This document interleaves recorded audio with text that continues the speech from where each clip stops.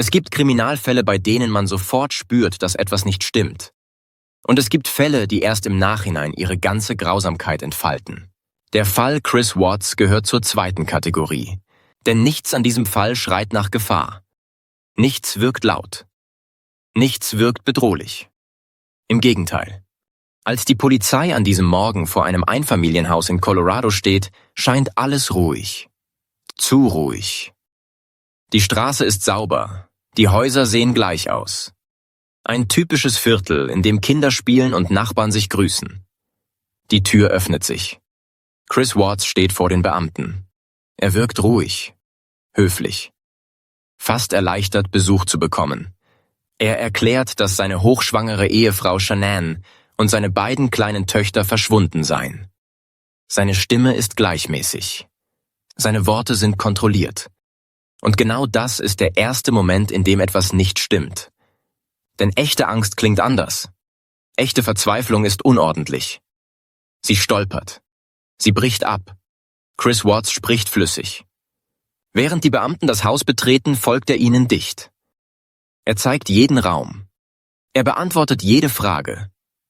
Doch er sucht nicht. Er wirkt sehr ruhig für jemanden, dessen Familie verschwunden ist. Er läuft nicht ziellos durch das Haus. Er bleibt meist stehen, die Hände vor dem Körper verschränkt, als würde er auf Anweisungen warten.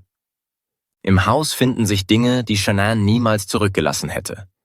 Ihr Handy, ihre Tasche, ihre Medikamente.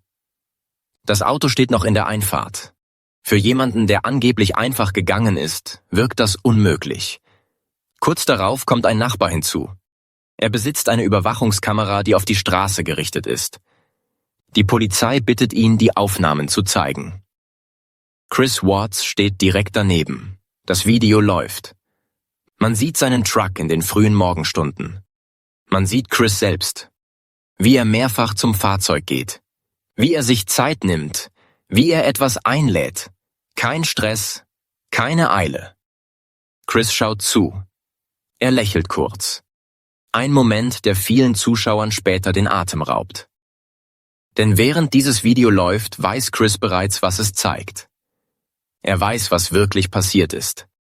Die Polizei noch nicht. Dieser Augenblick ist kaum auszuhalten. Ein Mann sieht zu, wie sich die Wahrheit langsam nähert und bleibt ruhig. Parallel dazu existiert ein zweites Bild, ein öffentliches Bild. Seine Nachbarn sind sehr misstrauisch aufgrund seines Verhaltens und dem aufgezeichneten Video der Überwachungskamera, was die Polizei aufmerksam werden lässt und auf die richtige Spur bringt. Shanann Watts hatte ihr Leben in sozialen Netzwerken geteilt. Familienvideos, Urlaube, Lachen. Kinder, die ihrem Vater vertrauen. Für viele Menschen ist das der schmerzhafteste Teil dieses Falls. Diese Bilder wirken so normal, so echt. Und genau deshalb sind sie so verstörend. Denn Chris Watts war kein abwesender Vater. Er war da, er spielte mit seinen Kindern. Er lächelte in die Kamera. Und trotzdem traf er Entscheidungen, die alles zerstörten. Hinter der Fassade wuchs etwas anderes. Unzufriedenheit. Innere Distanz. Der Wunsch nach einem anderen Leben. Chris begann eine Affäre, nicht aus Leidenschaft, sondern aus Flucht. In dieser neuen Beziehung war er nicht Ehemann, nicht Vater, nicht verantwortlich. Er war frei. Doch Freiheit hatte für ihn einen Preis. Und diesen Preis wollte er nicht selbst zahlen. In Interviews bittet Chris öffentlich um die Rückkehr seiner Familie. Er spricht ruhig, sachlich. Er erwähnt die Kinder kaum, spricht wenig über Liebe, viel über Situationen. Die Polizei beobachtet das Interview genau. Als sie ihn zum Verhör einladen, wirkt Chris fast erleichtert. Ein strukturierter Raum, klare Fragen, Kontrolle. Er beginnt zu reden. Er widerspricht sich. Er passt seine Geschichte an. Zuerst sagt er, seine Frau habe die Kinder mitgenommen.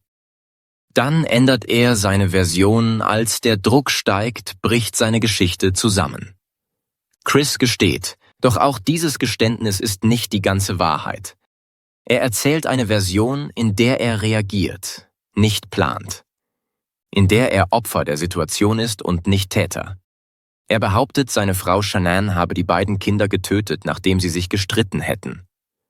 Daraufhin habe er, so seine Aussage, Shanann im Affekt erwürgt. Doch die Beweise erzählen eine andere Geschichte.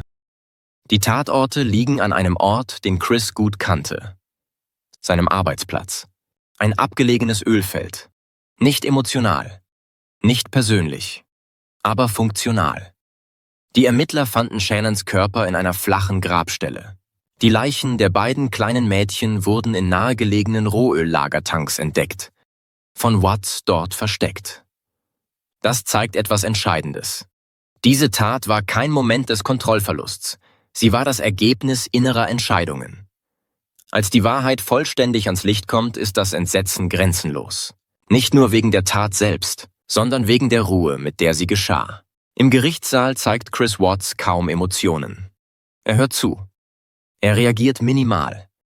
Viele deuten das als Kälte. Doch psychologisch ist es etwas anderes. Es ist Leere. Eine Leere, die entsteht, wenn das eigene Handeln nicht mehr mit dem Selbstbild vereinbar ist. Der Fall Chris Watts ist deshalb so schwer zu ertragen, weil er uns zwingt hinzusehen.